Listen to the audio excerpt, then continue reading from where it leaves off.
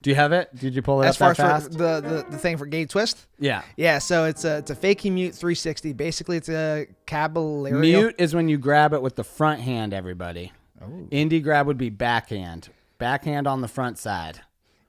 Yeah. I believe. I'm not a big grabber. That's good in this day and age. Insert Trump joke, right? Yeah. But this day and age, it's, I don't even grab my board. Hey, there you go. That's how consent. PC I am. That's consent. I even get consent from my skateboard before I grab it. We're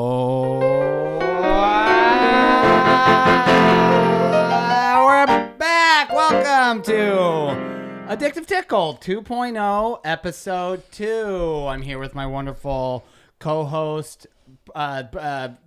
fucking content producer, Mike DeVore. Hey, what's going on, everyone? Glad to be here. Welcome back, Mike, and thank you so much for coming. Thank you so much for handling all this technical bullshit. To me, it's technical bullshit because I don't know how to do it. But thank you so much. This is awesome. We've really stepped it up, guys. If you're coming in now, you listened to the last episode. How good was that? That was a great episode. And if you're listening to the episodes before that one, holy shit, what happened to this show? What an improvement. We got video, we got sound engineers, we've got double mics, good lighting. What's good? We're stepping it up in the Addictive Tickle department. I am excited to be here. I'm excited to talk to you guys. We have a lot to talk about this episode. And as you guys know, when I say stuff like that, I'm usually just lying because I don't have no idea what I'm going to talk about. And it was my bad. Technical Technical difficulties. Yeah, we're working out the kinks here, guys. You're not. Yeah, I doubt you're a patron yet. Considering we haven't lost our Patreon, it's not like you guys are paying good money for this. Is there a bit of an echo on this mic? I don't think so. No. Are you hearing echo? I just can't hear myself very well. Oh, you can't?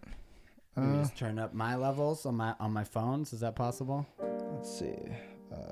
I'm still struggling. You sound great. But this is not Addictive Tickle with Mike DeVore. Is that better?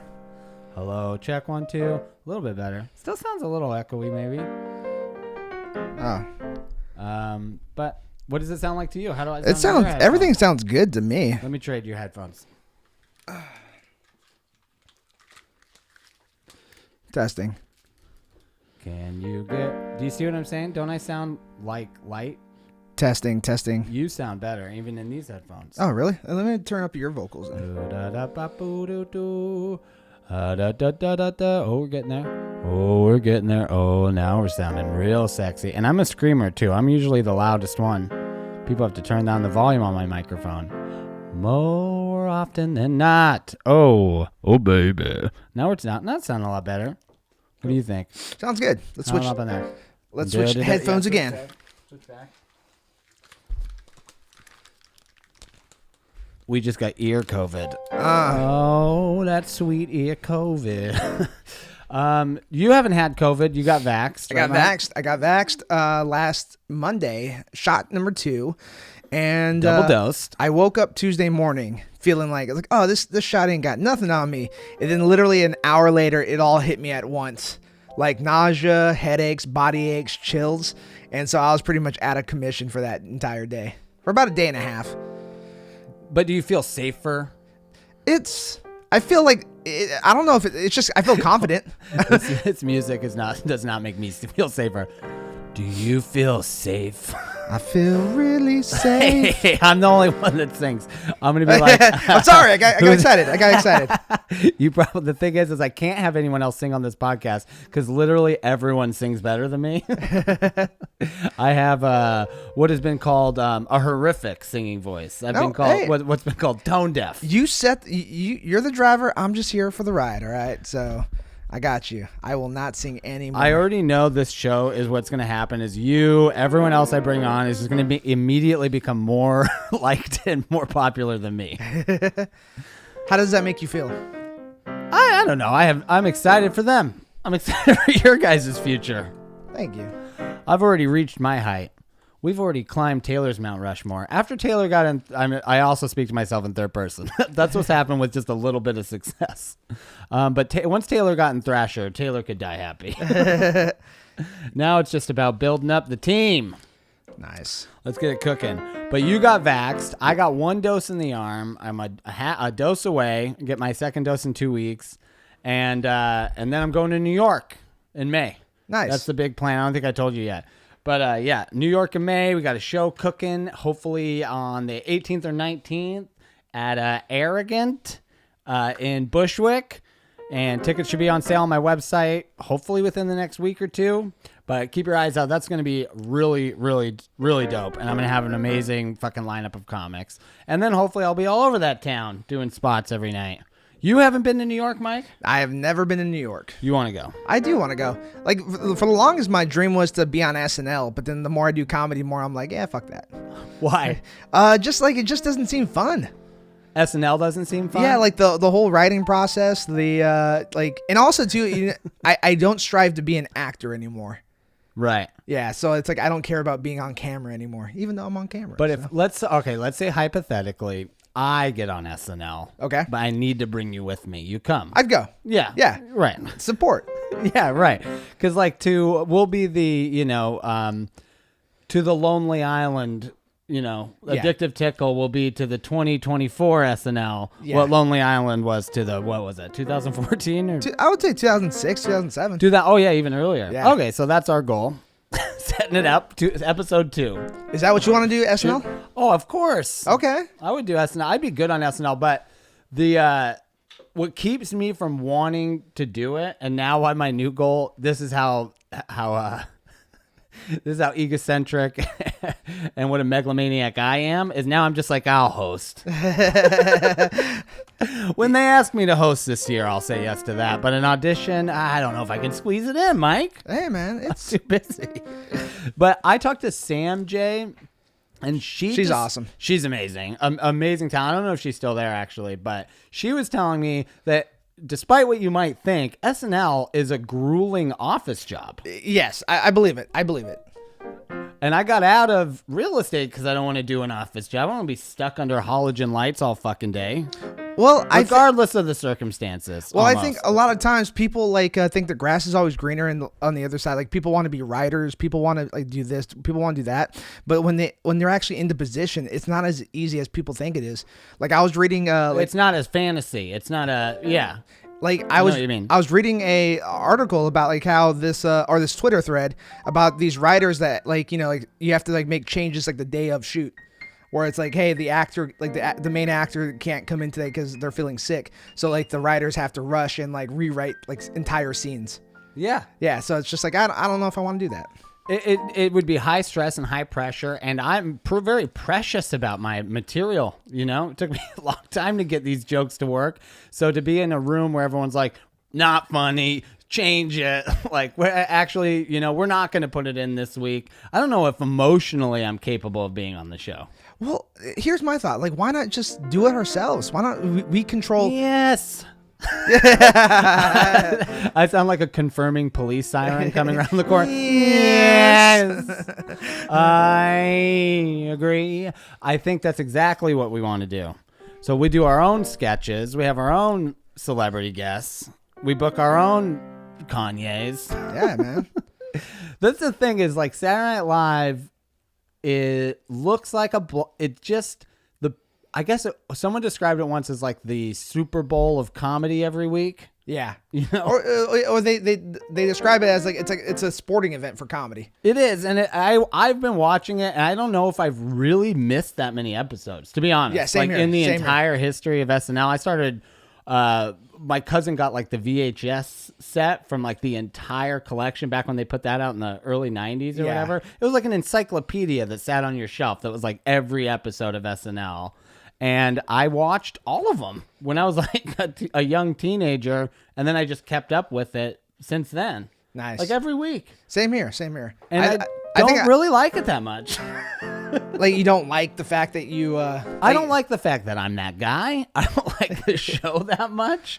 And I don't like that fact about me. Really? Not really. Because it's never because I also like to be punk rock. And it's so mainstream. I want to be punk rock. It is. It's part of it is just like I don't like anything. I don't want to be the guy who likes something that popular. Especially in comedy where it's like, oh, so you're in comedy. What kind of comedy you like? I don't know. Kind of snobby, but SNL mostly. Yeah. Mostly Saturday Night Live and Jay Leno. Damn. Yeah. Would you not put those in the same category? I wouldn't put Jay Leno in the same category. As SNL. All right. What late night host would fit in? Jimmy Fallon. Obviously. Jimmy Family. Yeah. He's the worst. He's obviously like a phenomenal talent, but comedically, he leaves so much to be desired. You know, he's a drunk. I've heard. Yeah. I've heard from multiple people that you can smell him across the room. People refer to him as like being chained to his desk. Like he's like actually like a Manchurian candidate for NBC. But even then, same with the like late night hosting spot as just it's almost just like a comedic accomplishment. Like I would imagine like once you got onto SNL, I don't know if I would be this guy. I can imagine I would be, but I'd get there and I'd be like, all right, mission accomplished. Where is the exit? I made it. I did it. I don't know if I actually want to do the job. I just want to know that I could do it. I just want Lone Marcos to go, oh, you did it. You are part of You're part. You're in the team. Yeah. What are your comedy goals?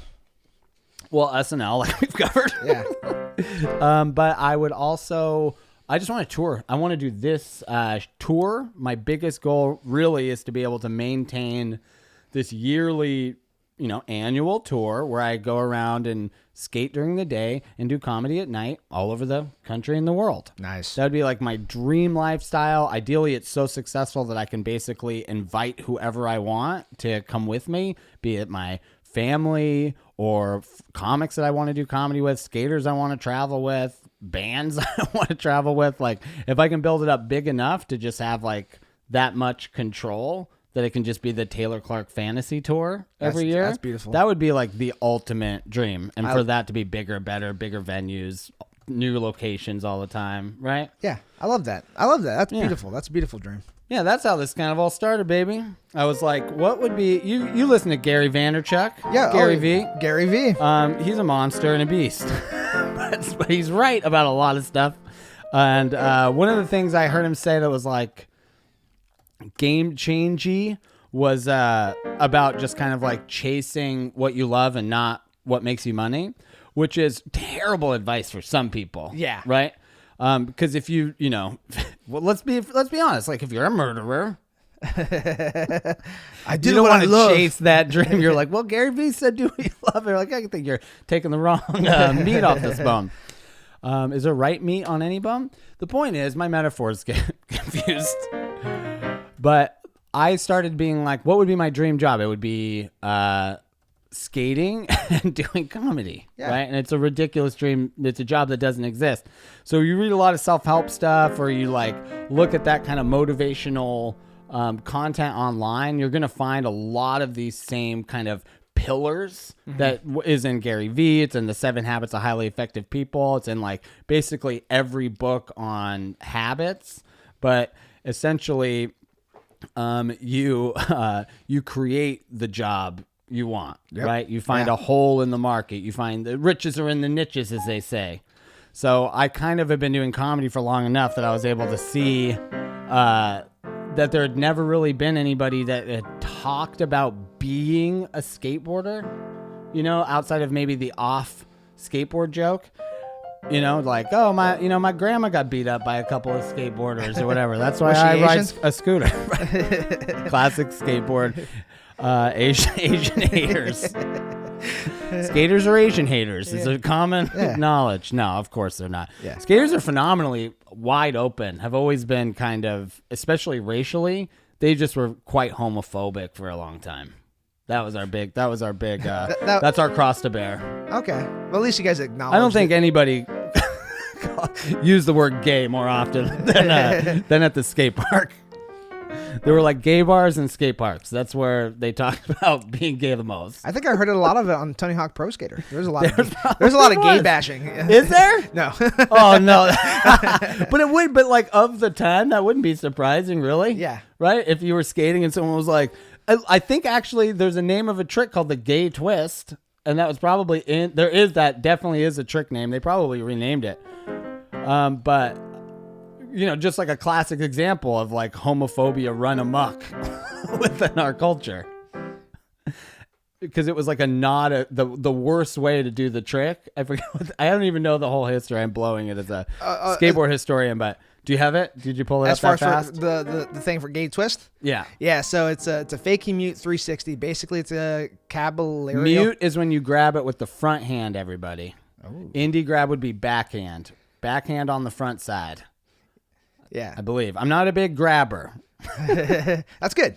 In this day and age. Insert Trump joke, right? Yeah. But this day and age, it's, I don't even grab my board. Hey, there you go. That's how consent. PC I am. That's consent. I even get consent from my skateboard before I grab it. May I ride you? Whether it's front side or back side, I ask my skateboard for consent before I grab my board. On the grip is fine. Before I grab it by the trucks. So that is what the name of the game. And so it was like a worse way to do the trick, right? Yeah. That's why they called it a gay twist. Yeah. Which is dumb, which is a terrible homophobic, trick title in our skate history. But we've been doing, I think, within the fucking mainstream sports even, let alone like other subcultures. I think now skateboarding is doing a pretty progressive job in that department, but that's coming from a straight white guy, so what the fuck do I know? But one of my favorite videos that came out this year was Smut by Glue Skateboards. That will go down in history as one of the all-time, I think, great skate videos of this era. Definitely groundbreaking. It's basically all queer and gay skateboarders. Trans and skateboard. It's fucking awesome. I wish I could remember everybody's names. I don't want to embarrass myself, but shout out. But we got a long ways to go, obviously. The whole world does. Where are we? What time are we at? We're at 17 minutes. 17 minutes. That's doing great. Okay, so this is just some of the... I wanted to talk... We were already kind of digging into this. I was telling my story a little bit about how this all started. But I wanted to talk about some health stuff today.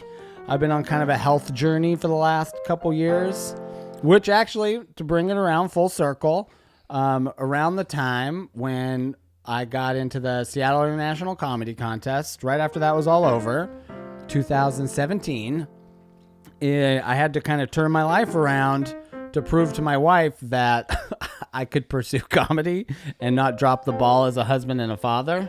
And at the time, I was kind of smoking a pack a day and drinking a lot and eating cheeseburgers and shit all the time. So when I was like, you know what, babe, I think I know we live with my parents and I know my real estate career is just kind of, caved in around us and kind of ruined our lives. But I think I should do comedy full time. I mean, it's my calling. What do you think? She was like, no. Just straight up like cold, stone sober. No, you can't do that. We have a fucking kid. And so I was like, well, I have no choice. I was trying to be nice about it. I was just trying to let you, I was trying to make you feel like you had to say in this, but we're fucked. The decision was already made. What I'm really telling you is we're fucked. I'm in this for life and there's nothing you or I could do about it. So here we go. And so what I really had to do was like sober up immediately, quit smoking cigarettes, which was just crippling my lifestyle and my life and my health. And just kind of a pinnacle of bad health, right? Like smoking cigarettes. If you're smoking, you're like, there's no way that person's healthy. I remember seeing guys standing outside of gyms and stuff like ripped, smoking cigarettes and shit. And I was just like, how do you square that circle? Like it's such a gnarly fucking addiction that you almost feel like you don't have a choice. Similar to how I explained it to my wife about comedy. Some people have to come to terms with cigarettes like that. I was almost there where you have to be like, well, I'm doing this for life. You know, like I actually just can't quit. That's how I do feel about comedy and skateboarding, actually. But I'm like, okay, but at least I'm not ruining my body. But I mean, honestly, I kind of am. Yeah. I just have to pick. I guess my point is you can only have 2 gnarly life-crippling addictions. Here on Addictive Tickle, we believe in the philosophy that you can only have 3 crippling addictions. Of course, here mine are skateboarding, comedy, and creating nonsense podcasts. Don't have a choice. These are just 3 things that are happening. So that's why I had to leave cigarettes at the door. I had to leave alcohol at the door. And I'm in the process of trying to check a bunch of other shit at the door because it just gets crazy with the dairy and the sugar and the caffeine. And it's like, how fucking they start stacking up pretty quick. And then TV, entertainment, media, social media, you start piling all these things up and recognizing them as actual addictions. And you start to be like, what the fuck else am I doing? There's no time for anything else. It's pretty much, from wake to sleep. It's all addiction, full time, the whole time. So around that time of Seattle International Comedy Contest, I told my wife I got no choice, and I got this book, The One Thing. That was a big part of it. I got this because of real estate. This book, The One Thing, Gary Keller. I want to go on this guy's podcast. Mike, make it happen. Okay, sorry. I'm not going to get into the habit of shouting orders at you, but it's going to happen sometimes. Okay, you're not smiling. No, it's okay. I'm writing. You're hard at work. I'm writing the note to get you on the podcast. Okay, good. This is already going to be an interesting dynamic. I'm not used to having employees. I'm just used to being told what to do. Partner, and this is a perfect dynamic because then that's how you know I won't take advantage of you. Ah. Will I? We're partners. We've negotiated a very healthy split. Yeah. Just so you guys know. There's no indentured slavitude here. Is that slavitude? Slavitude. Yeah, that's a word. It's next to gay twist. You guys, killer slavitude grab. It was more of an indie. It's a worse way to do an indie.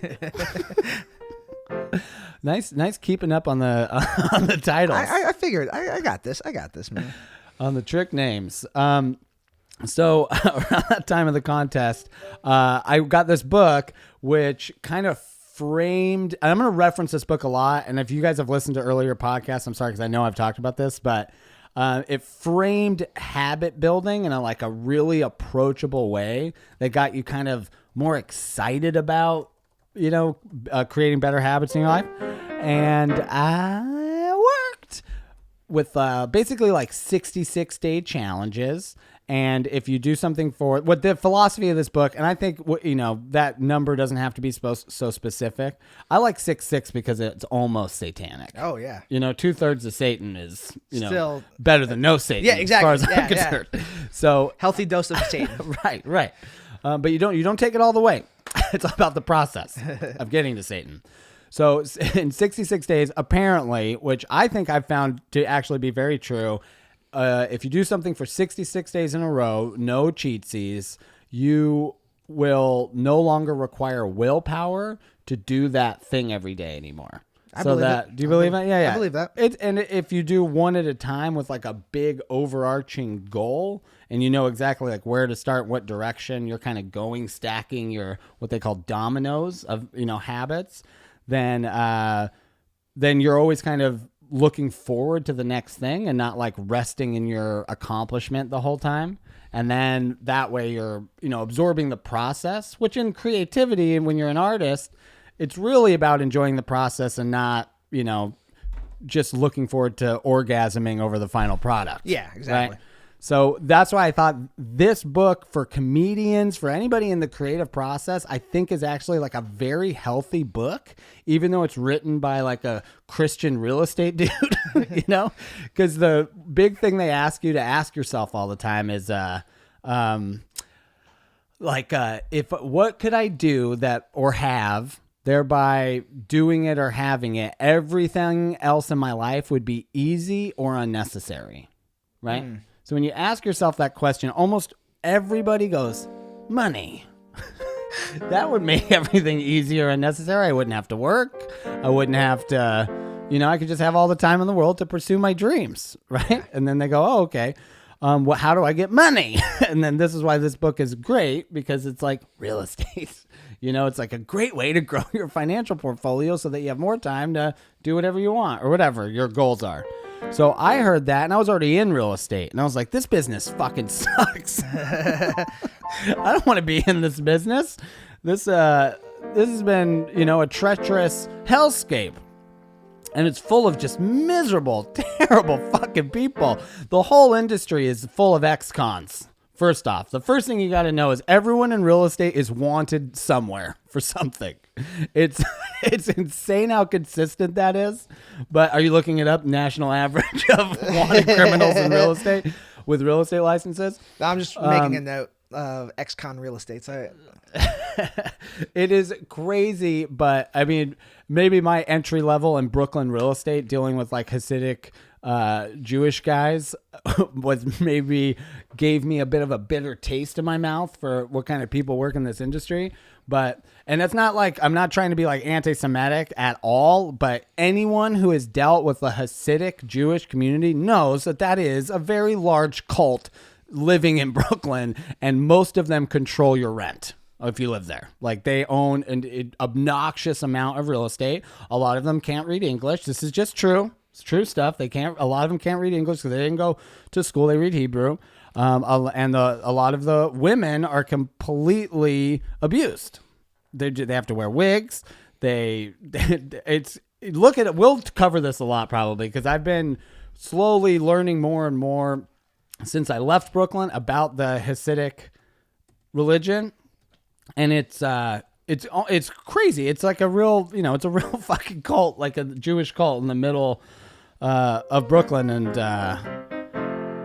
anyway, beautiful people. I have some of my dearest friends have been Hasidic Jews, and I have dear relationships. Relationships I hold dear to my heart with Hasidic men and women who have gotten along with swimmingly.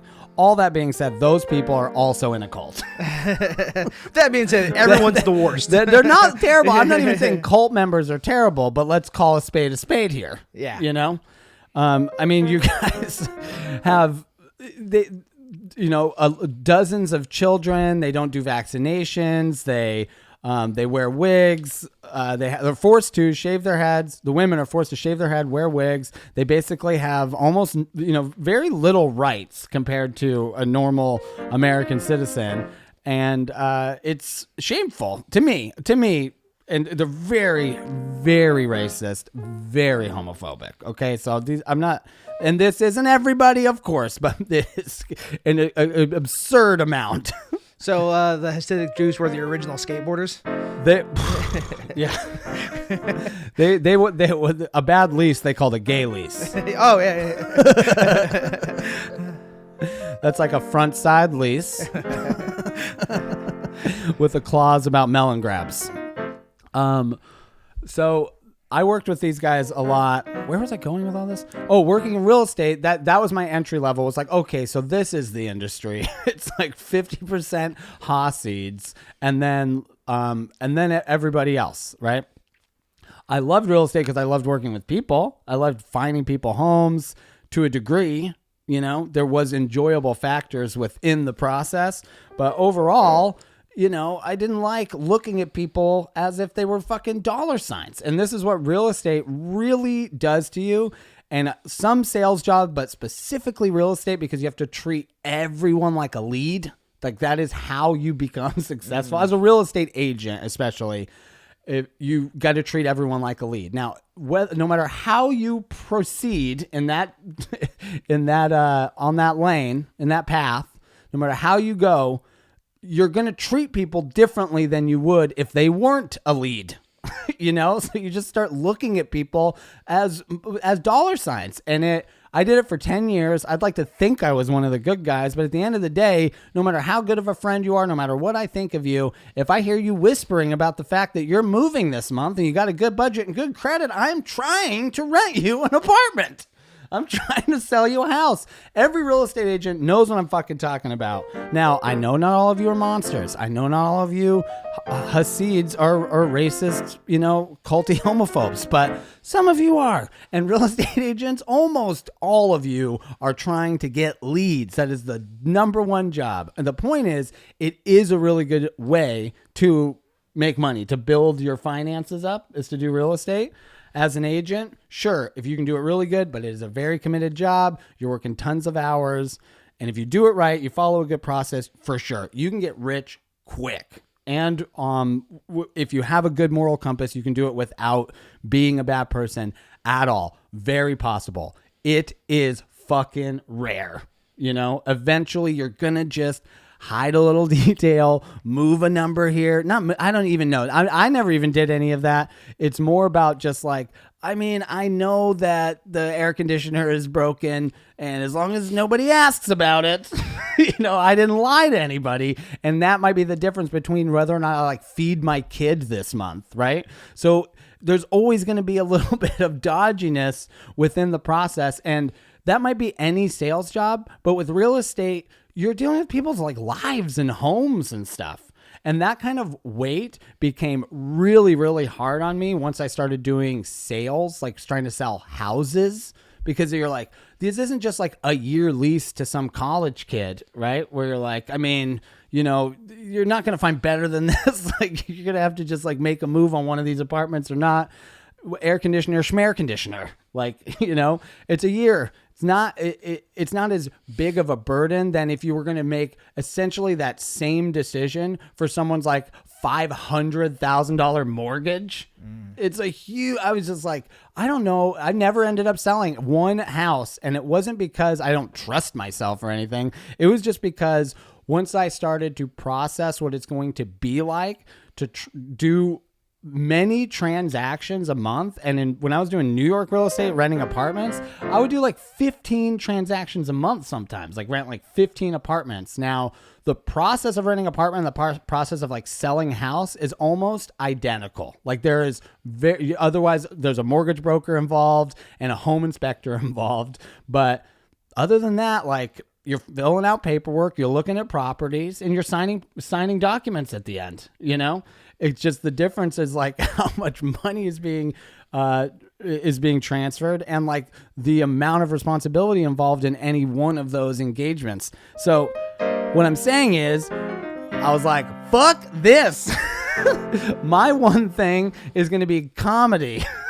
And I don't give a fuck. If I did all of the same stuff I was about to do for real estate for comedy, I would be successful in comedy. So that's what I started doing, treating it like a job.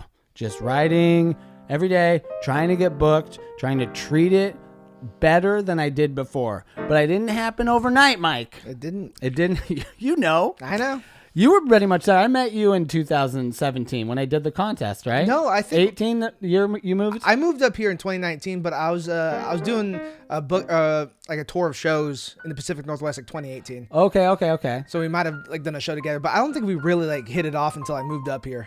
Right, yeah, you came passing through. Yeah. That's right. Oh, we go way back. So,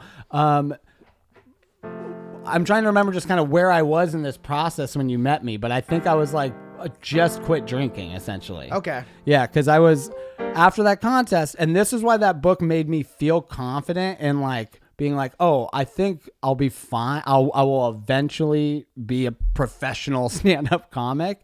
One, because I have no choice. I'm an addict. Like I said, we have 3 addictions, and this was one.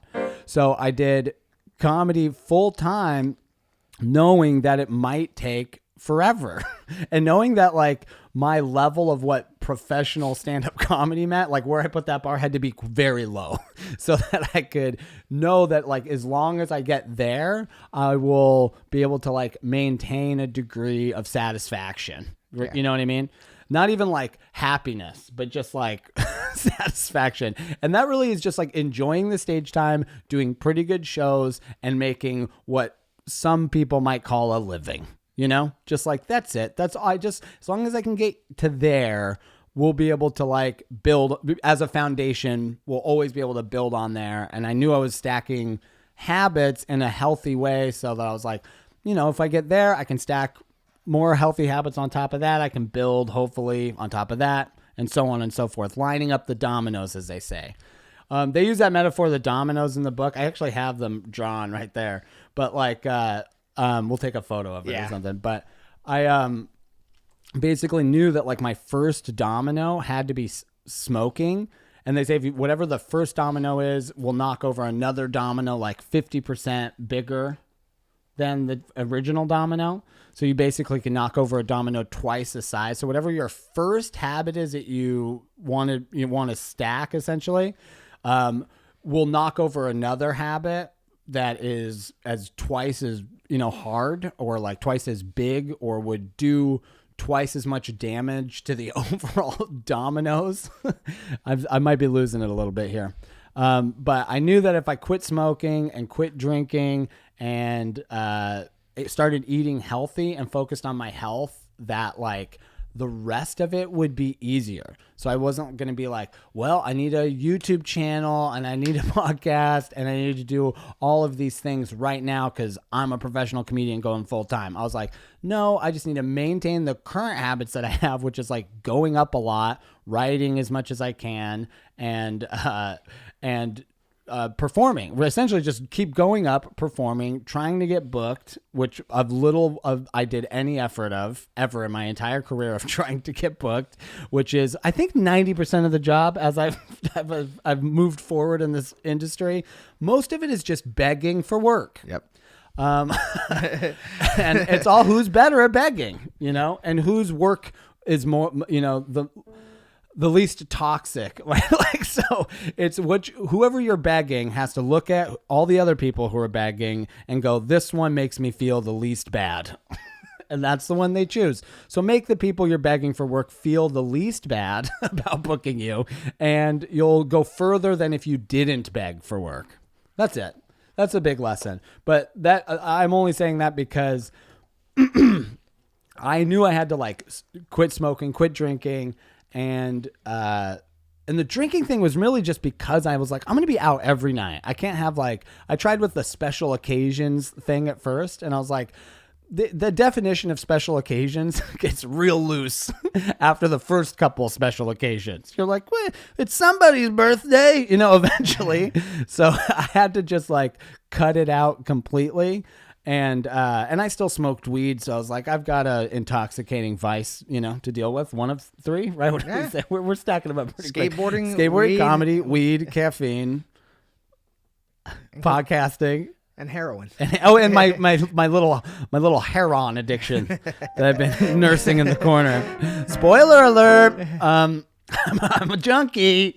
So, oh god, these poor fucking junkies. Yeah. Oh man, I've lost some people. Oh, I've lost some people. Oh, I can't make this funny, sad. Cut it out. Cut that whole part out. I'm joking. Leave it in. I've lost a friend or two to heroin. I've never jumped on it myself, but it looks tempting and I might try it. Hey, hand me that needle off the shelf. Okay. Off the rails. What was I saying? I've got my addictions. I had to focus on my health. I did tobacco. I did alcohol. And then I did my diet. And it was in the process of like over the course of like 66 days at a time. I did quit smoking several times. Not a full quit, obviously, when this all started. Excuse me. And I have relapsed on tobacco. It is the gnarliest fucking addiction. It's right up there with heroin. I mean, they put them next to each other, and it's because it feels like hunger. It feels like something you need, like you can't live without it. It triggers those same, signals in your brain that hunger triggers. And that's why it's such an insanely hard addiction. And with tobacco or nicotine, it's awesome because you get to satisfy that whenever you want. Like, it's like being a heroin addict that can just like live with a needle in their arm all the time. It's wonderful, but it's really bad for you. And it smells, and obviously there's many a more con to smoking than that. But as an addiction, it's the best one. Bar none. that being said, I knew I had to get it out of my life because I just felt I couldn't move forward with anything else until I really did that.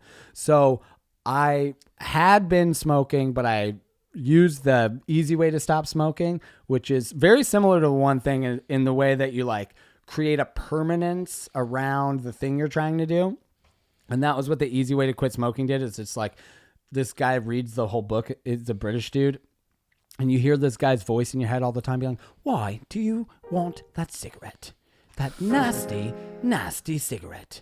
That is going to be the death of me, and I know I don't want one, but here I am, lighting one up again. Oh, what a disgusting pig I am. If you listen to the book on audio, that was fucking spot on. I impressed myself very much. I was like, I think that's him in my ears. But you hear that guy in your voice the whole time, and you start to hear him every time you smoke. You're like, what a disgusting pig I am, smoking yet another cigarette despite everything I know about the health consequences and the draining of my wallet it will do. I should just do the whole podcast Just like do that guy. Just do that. Just do that. So that's when I decided I would focus on skateboarding, stand-up comedy, and playing silly little piano tunes in my garage. So I quit smoking, and then I used the one thing to really quit drinking, to where I was just like, just do 66 days, no alcohol. And I was already kind of in the process of quitting smoking. So I did both things, but really knowing like what my big goal was to be like a professional comic that wanted to essentially do theaters. That was like, they say, set your goal really, really big, and then set your habit really, really small. Like your day-to-day, what you're trying to do.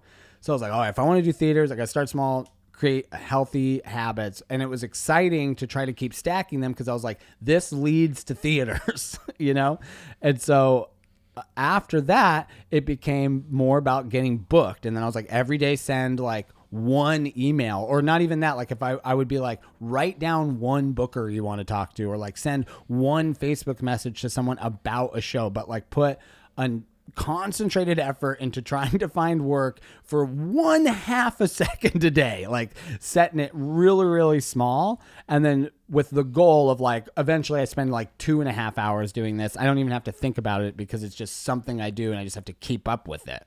And that's kind of where it got to right before COVID, of course. I have to start that whole process over again. But you started doing that too, right? I've talked to you about this. Yeah, I did that like early on as far as getting booked and everything. So like I cold emailed a lot early on. You got that habit early. Yeah.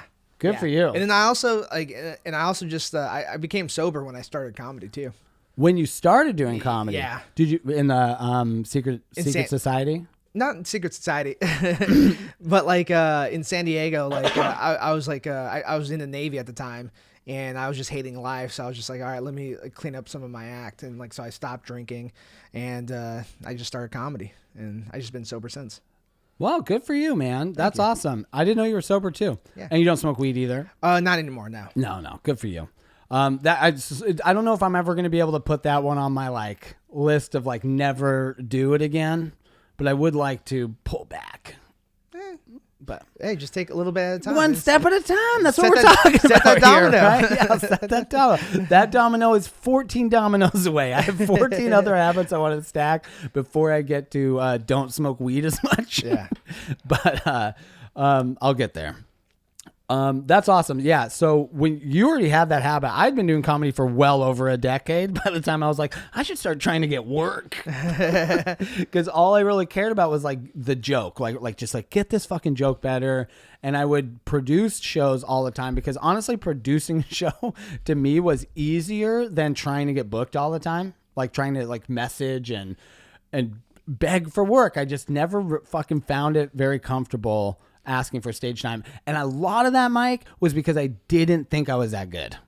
So it's a lot harder to ask people for work when you're like, I won't ruin your show. Like that, I think that was the energy I came out every booker like, please, I promise not to blow it too bad. I won't shit the bed all the way through the blankets. And often I would. I'd make promises like that and show up and the blankets would be ruined. The amount of bed shitting I do. So that was a big part of it. And something happened after the contest, which is just like having one credit, one nod from show business, one little, like one little slugger punch on the shoulder from old, Daddy Showbiz. Oh, fuck Daddy Showbiz. And that's from an earlier episode. Shout out to anyone who heard that fucking reference. It felt really good. So that's when I was like, okay, I can ask for shit. You know, I was like, I can ask somebody, be like, hey, look, I was at this contest. I did pretty good. Like, come on. Like, what's it with that 10-minute spot on your alt show in the cafe or whatever? And in Seattle, obviously just a smaller pond than I was used to in New York. So I got more, and with the credit, obviously that helped, but getting a lot more yeses than I was used to, getting asked to do a lot more shows. So it was the first time I was getting booked where I didn't produce a show and the people I booked would just feel bad for me and let me on their show. And that's at least what it felt like most of the time. I would like put an effort throughout the 10 years I fucking did comedy in New York, getting on shows, but it was a fucking roller coaster. And when I got here, I did the contest. I was finally getting healthy. This is like now like 4 or 5 months into 2018 is when, I was pretty much back to like a fully plant-based diet.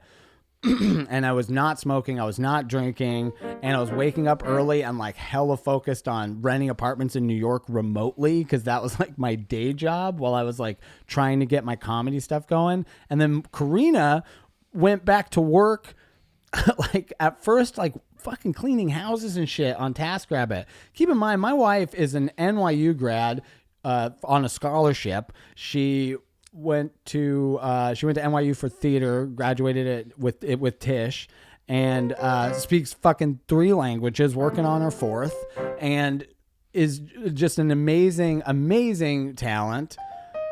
She shouldn't be cleaning houses, and it was kind of my fault a little bit. No, we were a team. We were a team. We were working on this real estate company together when we moved here, and we were full partners. She was doing a majority of the heavy lifting, honestly, for that business.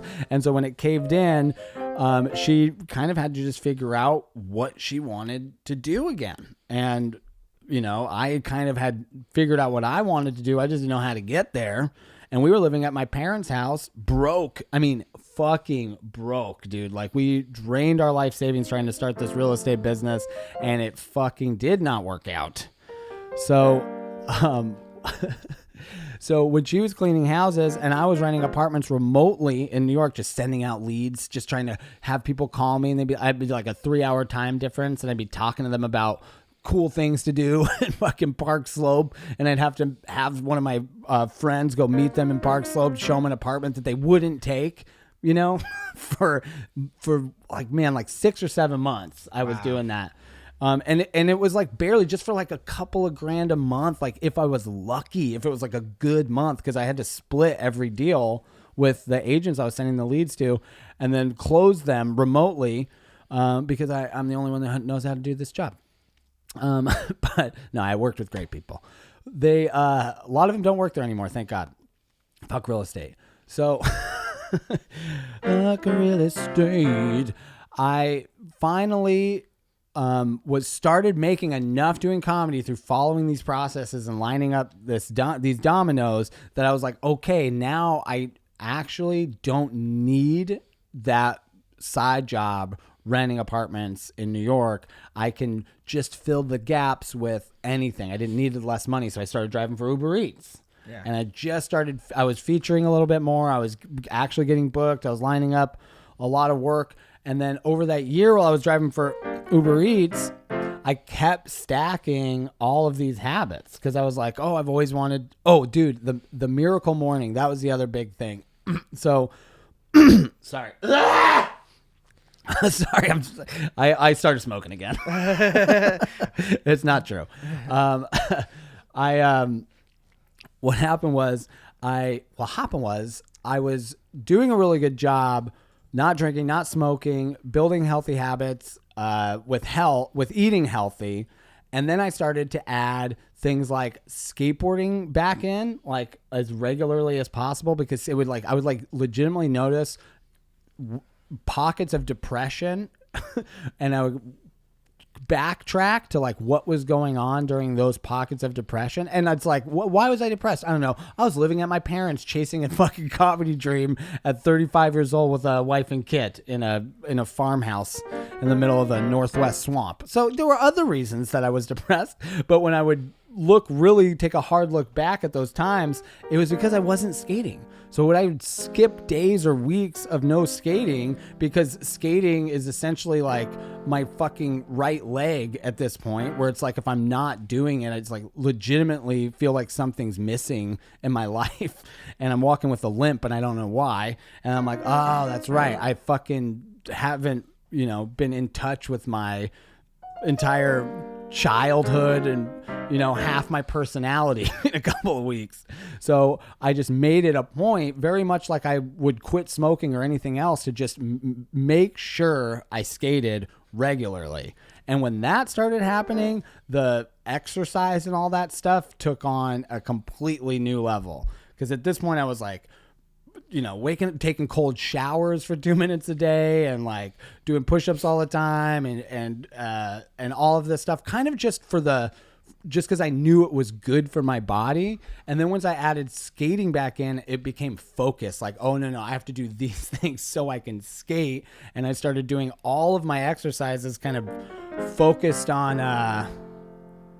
the specific injuries and stuff that I have, or even like areas of my body that I think are keeping me from being able to do like certain tricks better and shit like that. So I've been like, biohacking my body to be like a better old man skateboarder, and it just started working in that, like, I wasn't getting hurt as often, and I was landing more tricks more consistently. And the tricks I was also trying I wasn't trying to break new ground necessarily. I was just trying to like essentially get basic tricks better and just land more tricks more often. Not the way I skate usually. Most of the time I warm up and then I spend the next 6 hours screaming at myself because I can't learn the hardest trick in the world. It's a really tough process. So because of that, while I was driving for Uber Eats, I was reading audiobooks all the time and listening to a million podcasts. And then I just started spending the entire time listening to audiobooks, which would then lead me to go like buying more books and like reading a lot more often and stuff.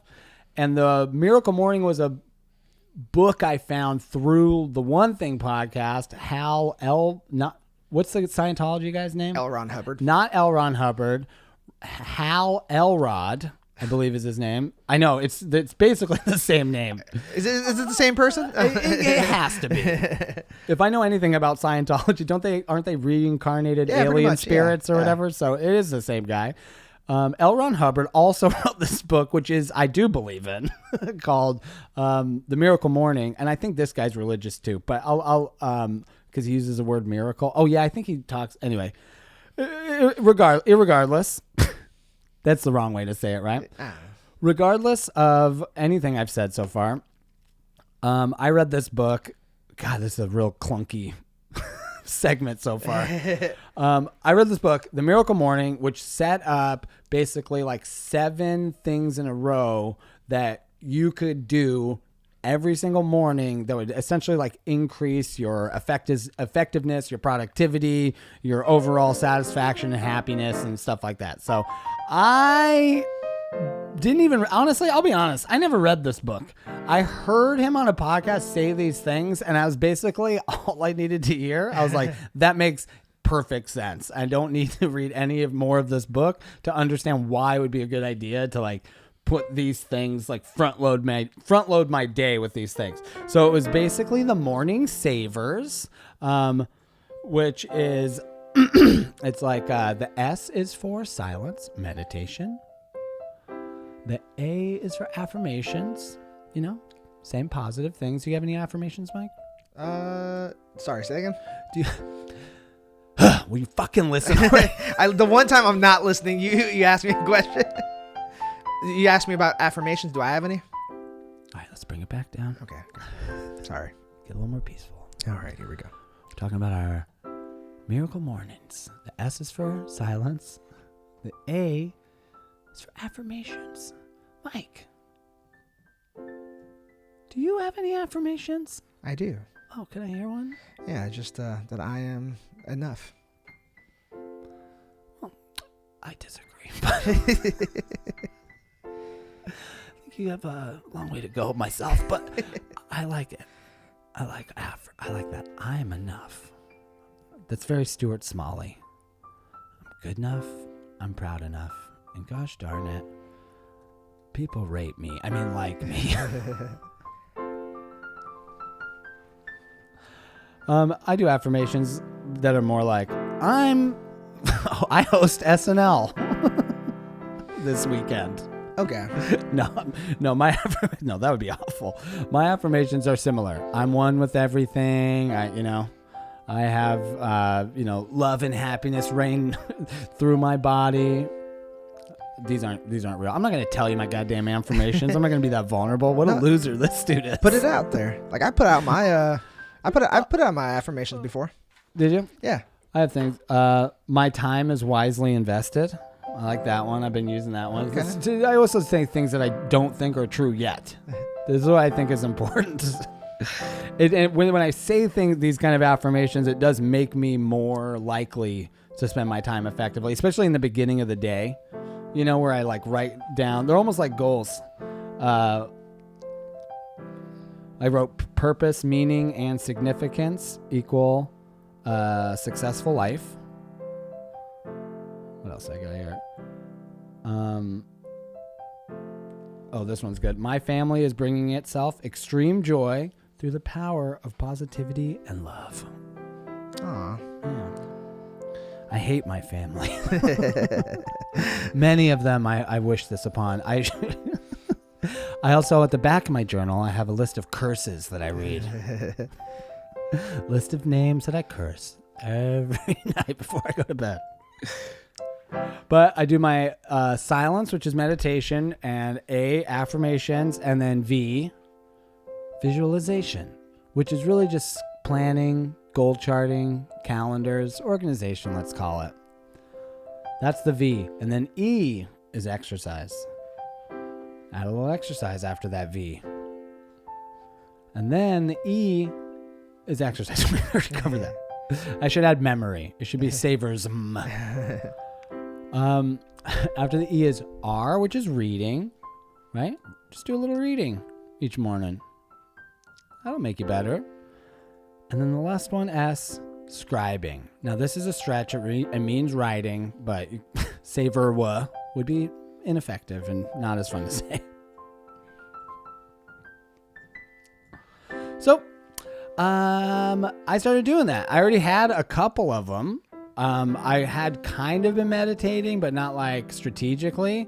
And affirmations were new to me, but that seemed pretty easy. And then the V, visualization, that was like, oh yeah, let's get into this. That was like a comedy, that was like, I'm trying to figure out it made perfect sense to include a habit like that as a comedian, where I have the whole idea is like filling your calendar and having a schedule and like looking like a year out and stuff like that sometimes, which I had never done. I could barely like look 6 hours in front of me most of my life. So to have like a year calendar that I was like legitimately looking at with like any kind of realism, like, oh, these aren't just goals, but like actually like what, can I get shows in Tampa when I go there with my wife? You know what I mean? Like really look at this and plan ahead so that like you have spots, really. Not even like paid gigs, dude, like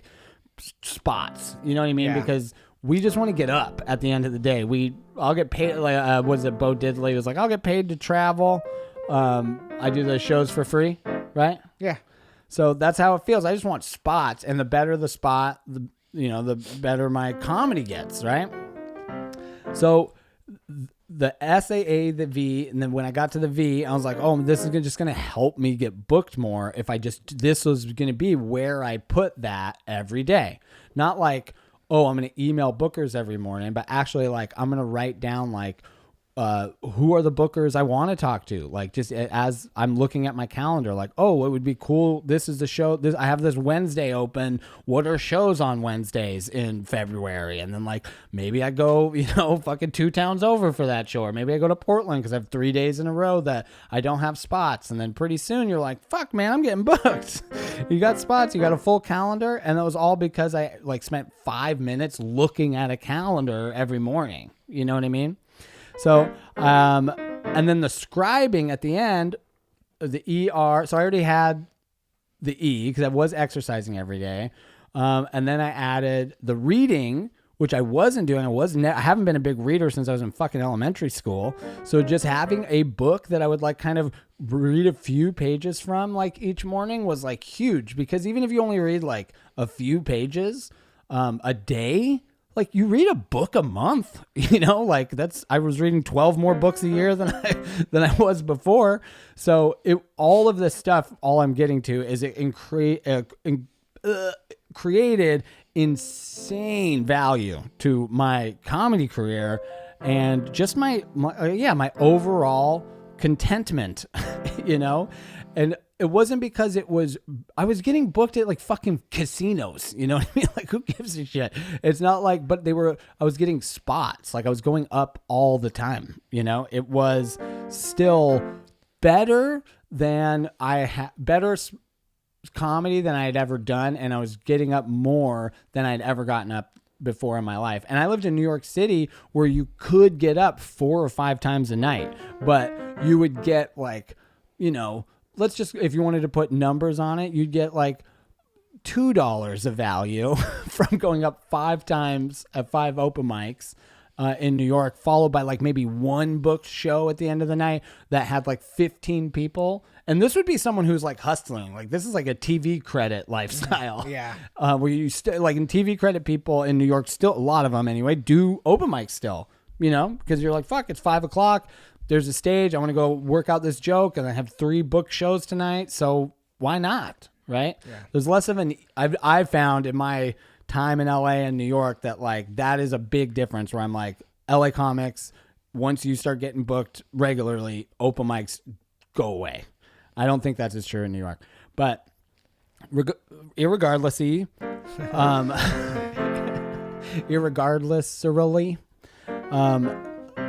I hate when people use literally the wrong way, and I'm also guilty of doing it. Where was I going?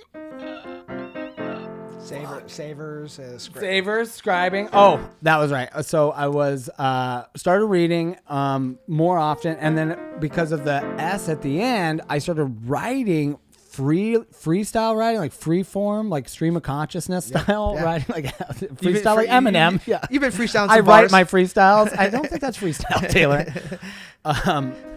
I started writing all the time, and that was crazy. And then I started writing in cursive. I don't know if you noticed, like I write in cursive now. My regular handwriting is garbage, but then I like actually write in cursive pretty well because I've been doing these morning pages, like from the Artist's Way. Yeah. I do the same thing. So I was doing this, the freestyle writing, freeform writing, the Eminem writing before I read the Artist's Way, and then I listened to the Artist's Way while I was doing Uber Eats, and I was like, it's just like all of these things kind of line up. Come together. I was talking about it where I was like, man, I'm starting to notice like all of these really, solid foundational things throughout, like the Artist's Way even, which I'm like, this isn't like a self-help book, but it kind of is. Yeah. Like if you're an artist. And that's why it was so cool to like pair the Artist's Way with like the One Thing, which is almost, just like this essentially like a real estate book.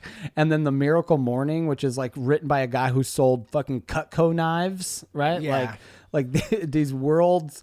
And then I was reading like the Norm Macdonald book at the same time. Have you read that? Oh my God. It's it's legitimately one of the best books I've ever read. It is so funny. But it's like a fiction. It's like a story that's not true, but is true. he writes, he's like, half of it takes place, he's like on a fucking drug bender with Adam Egick going through Las Vegas and like losing all his money gambling and stuff, which some of that is true and then some of it's not. But it's amazingly well written.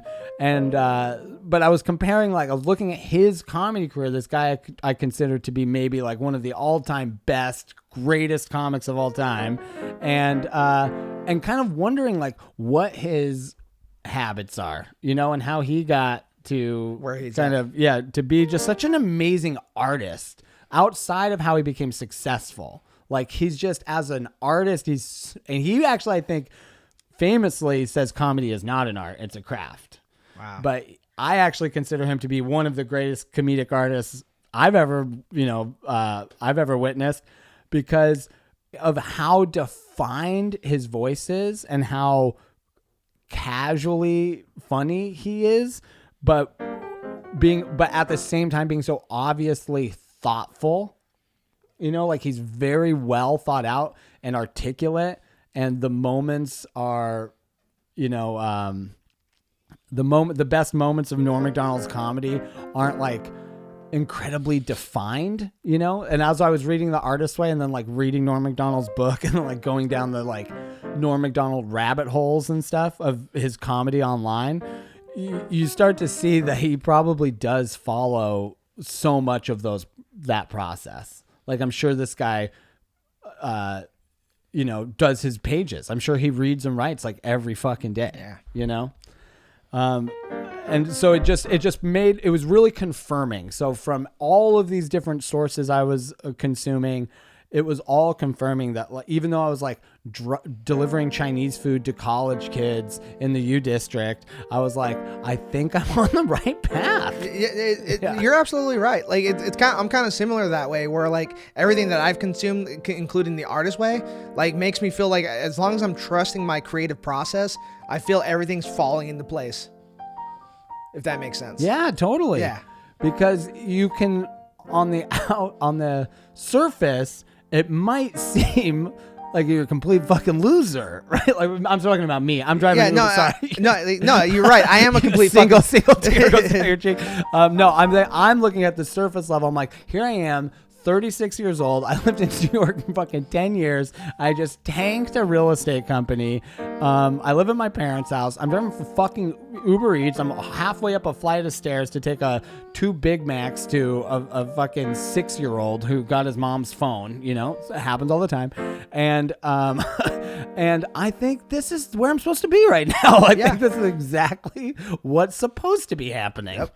And if I just keep on track and follow the process, do my miracle morning, keep stacking these dominoes, like, eventually the big one will knock over. And then, like, who fucking knows what the next domino is after that? Yeah. And so by having like a gigantic vision of what I wanted to do with this kind of skateboarding comedy brand that I've built, it really just helped me get through those fucking shitty 2-flight McDonald's deliveries, you know, because I was like, this leads to somewhere. It's just like smoking cigarettes, where it was like the first week is insane. You can feel the nicotine dripping out of your body in those first couple of days, and it on paper is miserable. But when you're looking forward to like what it's going to be like to never think about cigarettes anymore, to be like completely free of that slavery, it makes that whole week kind of fly by, right? And so because I was like, eventually I'm going to be on the road skating all day and then just running to do awesome shows at night in wherever I want to go in the world. However many more Big Macs I have to deliver is however many fucking more Big Macs I have to deliver, because who gives a fuck? Eventually I'll be like living the dream, right? Yeah. But it's my dream. It's not like fancy airplanes or, you know, fucking wild whores all over the place. It's really just about what I think I want, you know, what I want. And so much of this came to a head at the perfect time, because I doubled down on real estate when my wife got pregnant. You know what I mean? It was like comedy was not happening for me in New York pretty much at all. Like I ran some fun shows. Like I had a lot of amazing acquaintances and friends, and had so many amazing experiences. No fucking regrets, but no credits, no management, no direction. Honestly, I didn't even know what I wanted really in comedy. I had dreams, but they were really fantasies. They weren't goals. If they were fantasies, Yeah. I had no idea how I was going to get there outside of like kind of just hoping I would get that lucky invite to the SNL party or something, and someone would be like, "Hey, you should audition." I saw you at an I don't know open how mic. show business works. What? I saw you at an open mic once. Yeah, get over here. I work for CAA or whatever. Obviously, none of that happened because I was clueless and dumb and drunk. But the point is, it wasn't hard for me at that point to go, I already am in the real estate business. Like a lot of people in my situation, 30 years old with a pregnant wife, would be very grateful to have a job with an income that was as controllable as it is when you're in real estate. It's stressful because it's all commission. You don't close, you don't get paid, nobody eats. But, you know, if you close a lot, everybody eats too much. So we stacked. I stopped doing comedy. I stopped skating as much. I still tried to entertain those fantasies, but it was pretty obvious that I wasn't ever going pro for skating, and I wasn't going to get on David Letterman in the next 6 months. And he was still on the air back then, not to date myself, but it was, you know, it was pretty much a non-starter. I didn't need to have that conversation with my wife. Like, hey, I know you're pregnant, but I really think something's about to happen for me here. I didn't even think to have that conversation. Plus, we still lived in New York where I was like, yeah, I could do real estate. I'll still be popping around to shows. I didn't really know how epically different my life was going to be after becoming a dad. But once he got here and I was working full time, renting apartments and stuff, I, you know, just committed full on to that lifestyle of just being a New York fucking real estate agent, and did provide for my family. So I was like, put on that responsibility cap. It fit. I wore it well. I, you know, maintained almost 3 years in New York City, supporting my family in the most expensive city in the world. And we upgraded lifestyles eventually. We got a bigger apartment. We got a car. It was all right, you know, but we eventually were like, if we're not going to do comedy and theater, then what the fuck are we doing in New York? We do real estate anywhere. So if we're going to do real estate, why don't we go somewhere where like we'll actually feel like we have money? Because we were making decent money in New York and still felt poor, you know? So that's kind of where it all started. So when,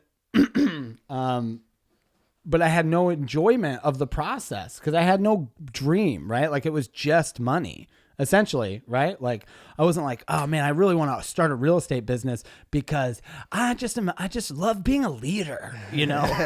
I just love selling houses. I just love giving people their first opportunity to be a home buyer, you know? Yeah. And you will hear the amount of times you hear that fucking garbage coming out of people's mouths in real estate. You have to get out of it to appreciate how insanely stupid that is. Because no, you don't. Then do it for free. There's a homeless problem. That's funny. If you fucking love it so much, there's fucking people literally with no homes, and all they need is one person to just kind of help them. And what you're so good at it, you love doing it. Well, you will really love giving fucking Cracky Joe over here a fucking home. He needs it way more than Tabitha. Tabitha has $500,000 in the bank. In the bank, she's got $500,000. And you want, oh, I love helping Tabitha. You don't. You want a fucking easy road at that fucking chunk out of that $500,000, you slimy bastard. Just own it, at least. Don't tell me you love Tabitha, helping her find a stupid home. Tabitha's a racist. Tabitha used to fucking abuse your dog. You don't want to like Tabitha. Cracky Joe did nothing. He was given the birth name Cracky. You don't have a good path to success with a name like Cracky Joe. He needs a home. You go help him find a home. You love helping people find homes so much, you fucking lying slimy bastard. That's all I'm saying. So, well, I came to fully came to terms with what I was doing in real estate, what the industry was. It timed out perfectly with me getting my first ounce of success in comedy, which then luckily, I think because I had all of these books and stuff, gave me enough of a foundation that when I got to this point in my career, which is now essentially the first mainstream credit I've ever had, which is this Thrasher interview, I have the foundation and like the new habits already kind of stacked up waiting for me. 14 down the row is weed. And so I'm not feeling panicked or overwhelmed by these opportunities.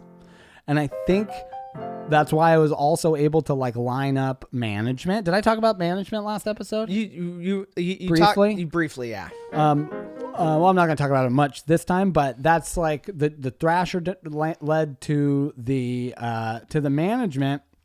And which honestly, when I was plotting this all out like a couple years ago, this is what takes it from being like a goal and a dream, the difference between a fantasy, right? Because like when you build something really big, like I want to tour being a skateboarding comedian, and you build backwards from there, you start to line up these ideas anyway for how that would work. Like, and if you're honest and realistic about it, at least how I approached it was trying to be as like self-aware as I could be. And I think being a little bit like pessimistic and self-deprecating like really worked to my advantage, because I was like, well, I'm a nobody, I'm a nothing, nobody likes me. So just approach everything with that.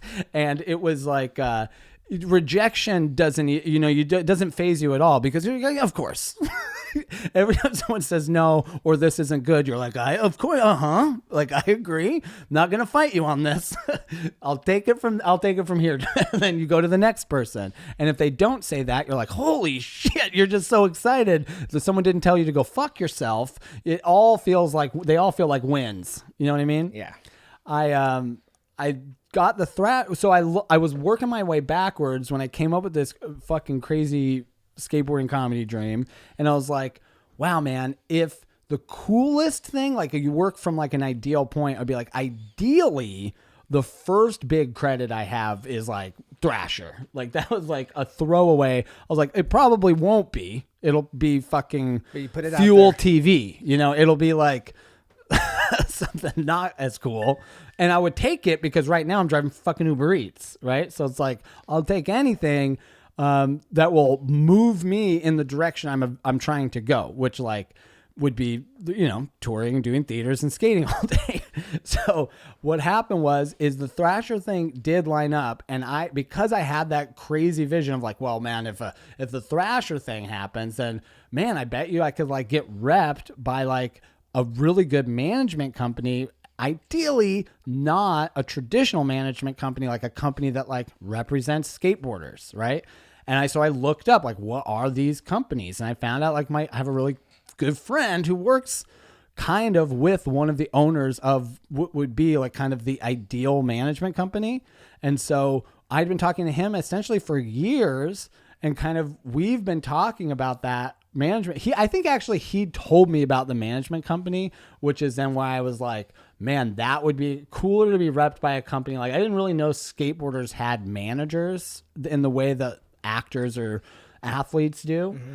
And once I kind of found that out, I was like, that would be great, because that's really the industry where I want to build my foundation, and the industry that would mean the most to me, because I'm fucking such a skate nut, that it would create the circumstances that would lead to this crazy dream of mine faster and easier, right?